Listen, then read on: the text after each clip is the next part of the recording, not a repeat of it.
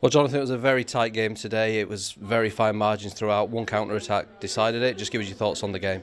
Yeah, I think we're disappointed with the goal because at half-time we sort of highlighted where Palace were getting a success, and we sort of made some positional movements to counteract that, and we didn't necessarily do that to the best of our ability. But I think, again, a lot of the game in the final third we were just a bit too cheap in possession, and whereas like last week we were very clinical in possession in the final third. So obviously that cost us, and I think another day we could have scored 2 or 3 goals, but we can't obviously keep saying another day. We've got to start to build on that more consistently week in, week out.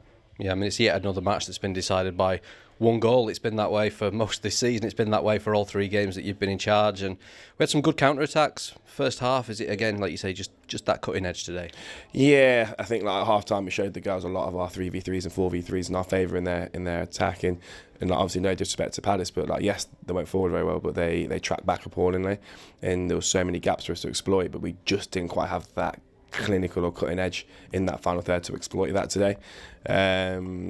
I think it's something that obviously we can see we can work on in training this week, but we're just, like I said, in the minute we've just got to focus, and we're just a bit disappointed. But the one thing I can say is that the girls gave their all out there today for the fans, and I think the fans could see that. And again, it's just another example of showing how hard these girls are working within the structure they have compared to other teams in the league. Yeah, I mean, down there 2 weeks ago, we really dominated the ball, particularly in that first half. Today, they seem to manage it a little bit better. Do you think, obviously, playing so soon, they possibly learned a few lessons from that match? Yeah, of course. Obviously, like, I think we took them by surprise a couple of weeks ago, and again, we should have been 3 or 4-0 up at half time, and I think we should have been, in my opinion, about 3-1 up at half-time this time. But I think what they did is that they made the game a bit more expansive for us, which made the press a little bit harder. So we had to like retweak, and they doubled up in the wide areas, which is fine, but I think we didn't lock them into an area, which then would have nullified that movement. So we just work on that, and we just have to keep working hard and become more efficient at what we want to do, and we'll see how that goes. You gave a debut to Ruby Clark in the second half, another young player coming through the system. You've only been in a few weeks. You must have made quite a big impression so far. Yeah, in training she really has.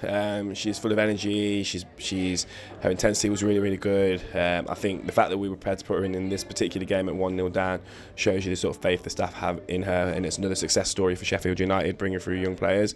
I think obviously maybe another 10 minutes, I think you would have seen the real Ruby Clark, because she was just starting to get into it by the end of the game.